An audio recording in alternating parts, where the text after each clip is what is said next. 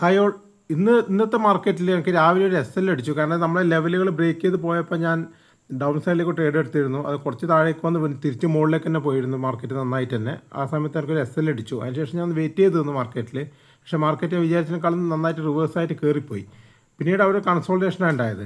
പിന്നീട് ഞാൻ ട്രേഡ് എടുത്തത് ഏകദേശം 1.55 അപ്പ് സൈഡിലേക്ക്. കാരണം 25,000 എന്ന് പറയുന്നൊരു സൈക്കോളജിക്കൽ സപ്പോർട്ട് ഉണ്ട്. അത് 2 പ്രാവശ്യം എടുക്കുന്ന സമയത്ത് രണ്ടാമത്തെ പ്രാവശ്യം ഞാനൊരു ട്രേഡ് എടുത്തു.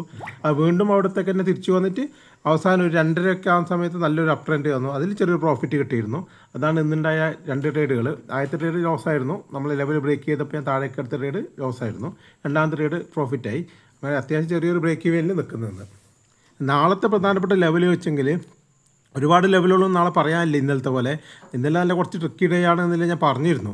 നാളെ ഇപ്പോൾ പറയാനില്ല. ഇന്നത്തെ ലോ അതായത് 24,870 24,870 പിന്നെ ഒരു 25,000 ഒരു സൈക്കോളജിക്കൽ സപ്പോർട്ട് ഉണ്ട്. അത് പിന്നീട് അപ്പ് സൈഡിലേക്ക് ഇന്നത്തെ ഹൈ 25,115. ഇത് മൂന്നാണ് ഞാൻ പ്രധാനമായിട്ട് നോക്കുന്നത്. ഈ ലെവലുകൾ നോക്കിയിട്ടായിരിക്കും ഞാൻ നാളത്തെ ട്രേഡ് പ്രധാനമായിട്ട് എടുക്കുന്നത്.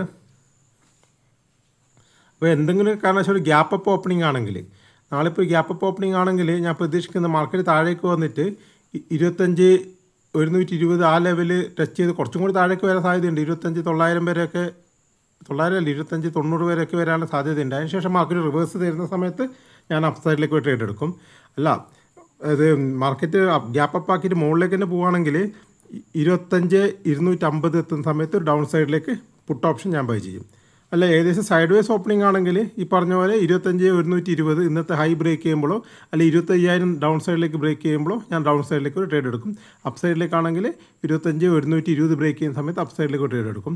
അല്ല ഒരു ഗ്യാപ്പ് ഡൗൺ ഓപ്പണിംഗ് ആണെങ്കിൽ ഗ്യാപ്പ് ഡൗൺ ഓപ്പണിങ്ങിന് ശേഷം മാർക്കറ്റ് താഴേക്ക് വന്നു കഴിഞ്ഞാൽ 24,800 850 ആ റേഞ്ച്, അതായത് ഇന്നത്തെ ലോയിൽ എത്തുന്ന സമയത്ത് ഒരു സപ്പോർട്ട് എടുക്കുന്നുണ്ടെന്ന് കണ്ടാൽ ഞാൻ കോൾ സൈഡിലേക്ക് ഒരു ട്രേഡ് എടുക്കും.